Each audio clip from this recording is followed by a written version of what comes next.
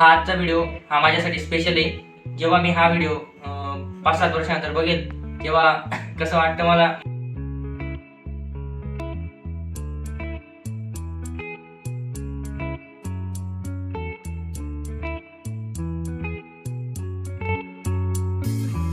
Hi guys, मी दर्शन देसले.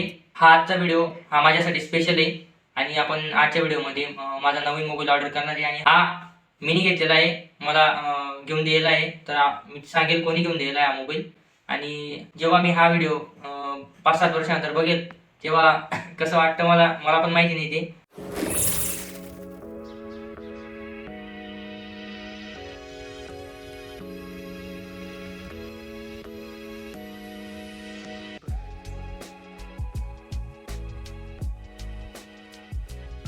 आणि हा mobile मला वडिलांनी गिफ्ट केलेला आहे, म्हणजे किंवा लागणार होता म्हणून मला घेऊन द्यायला आहे मोबाईल. पण मी त्याचा चांगला युसेज करेल आपले व्हिडिओज बनवण्यासाठी आणि एडिटिंग वगैरे करण्यासाठी.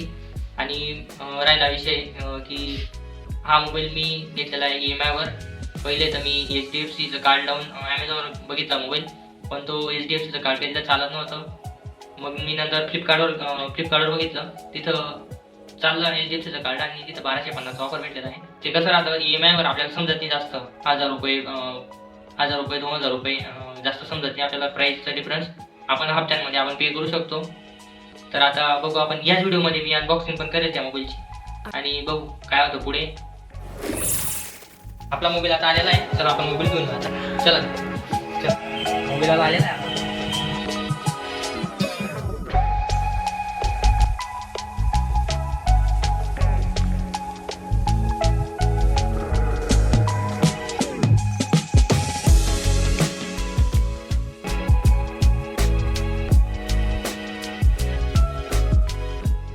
तर मित्रांनो, आता आपण आपल्या मोबाईलची अनबॉक्सिंग करू. तर चला.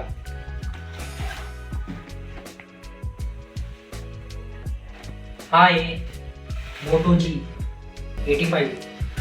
आपण रिव्हिल केलं तर जेव्हा आपण ब्लर लावू आपण त्या मोबाईलला, कारण समजू शकता तुम्ही काय. तर आता करू आपण अनबॉक्सिंग.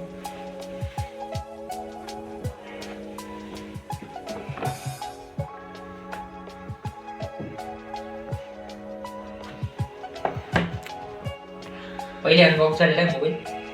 ठीक आहे, तुमच्यासाठी नवीन आपल्याला कवर भेटलेला आहे याच्यासोबत.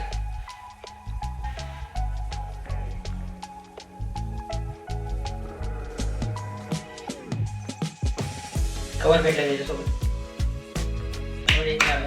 50 वाला आणि बेसिक ॲक्सेसरीज आहेत त्याच्यासोबत. बेसिक ॲक्सेसरीज पिन वगैरे आणि मेन म्हणजे चार्जर आलेलं त्याच्यासोबत. कारण की बाकीचे ब्रँड जसं की सॅमसंग, आयफोन जे चार्जर देते तुम्हाला पण माहिती. त्याच्यापेक्षा आपण कसं आहे मोटरोला एक्सप्लोर करू. मी आजपर्यंत मोटरोलाचा मोबाईल नाही घेतलेला होता, तर आता वापरून बघू आपण कसा याचा पण एक्सपिरियन्स बघू. आपण एक्सपिरियन्स करत राहायचं. कसा वाटला मोबाईल कमेंट सेक्शनमध्ये सांगा आणि तुमच्याकडे कोणता मोबाईल ते पण सांगा. तर एवढंच सांगायचं होतं. आणि हा मोबाईल आपण नाही घेतलेला आहे, कारण की वडिलांनी घेतलेला आहे. त्याला नीट वापरावं लागेल. कुठला तर नंतर मोबाईल भेटणार नाही. ही धमकी पहिले येऊन गेली आणि भाऊ तू वाकडा नको जाऊ, कारण की तू असं वाकडा का